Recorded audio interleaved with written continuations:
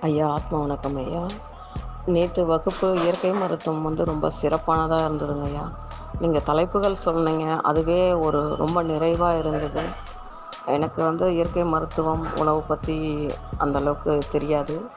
நீங்க நேற்று சொல்லும்போதே அடுத்தது இன்னொரு மிகப்பெரிய ஒரு நல்ல விஷயம் எங்களுக்கு குடுக்க போறீங்க அப்படின்ற ஒரு உணர்வு மட்டும் இருந்தது. ஏன்னா இதுக்கு முன்னாடி விபாசனா கிளாஸ் இதெல்லாம் பார்த்தீங்கன்னா, நெறைய பூஜை சாமியெல்லாம் கும்பிட்டுட்டு இருந்தோம். அத முறையா செஞ்சோமான்னா, நிச்சயமா இல்லன்னு தாங்க ஐயா நான் சொல்வேன்.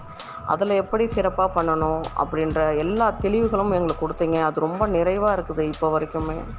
பயனுள்ளதாவும் இருக்குங்க ஐயா. அது மாரி இந்த இயற்கை மருத்துவம் எதிர்பார்த்துட்ருக்குறோங்க ஐயா. இன்னும் நாங்க உணவு முறைகள எப்படி சரி பண்ணிக்கணும்? இப்ப நோயின்னும்போது நம்ம தனித்தனியா இந்த நோய், அந்த நோய் அப்படின்னு நீங்க சொன்ன மாரி பிரிக்க வேணாம். உணவு சாப்பிட்டா எது இருந்தாலும் அது சரியா போயிடுமே.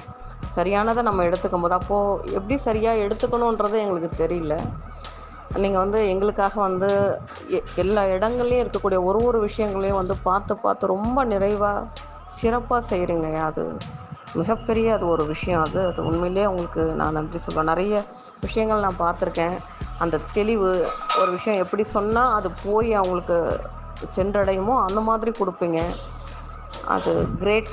நல்ல விஷயம். அது கடவுளுடைய ஆசீர்வாதம் உங்களுக்கு பரிபூரணமா இருக்குங்க. ஏன்னா ஒண்ணொண்ணும் அது இது சொல்லுவாங்கல்ல, ஒரு அம்மா ஒரு குழந்தைங்களுக்கு பார்த்து பார்த்து செய்வாங்கன்ற மாதிரி, இன்னும் நம்ம என்ன எவ்வளோ குடுக்க முடியும்? இன்னும் எப்படி குடுக்க முடியும்? எப்படி சொன்னா புரிஞ்சுப்பாங்க? எப்படி சொன்னா எடுத்துப்பாங்கன்னு ஒண்ணொண்ணு இப்ப எங்களுக்கு ஒரு 5 நாள் நீங்க ஒரு இயற்கை மருத்துவம் அப்படின்னு குடுக்குறீங்கன்னா, அதுக்கு எவ்வளோ உழைப்புகள் இருக்கணும்னு அத யோசிக்கவே முடியல. அந்த 5 நாளுக்குள்ள எவ்வளோ குடுக்க முடியும்னு அத யோசனை பண்ணி பண்ணதுக்கு உண்மையிலேயே எதிர்பார்த்துட்டு இருக்கிறோங்க ஐயா. நன்றிங்க ஐயா.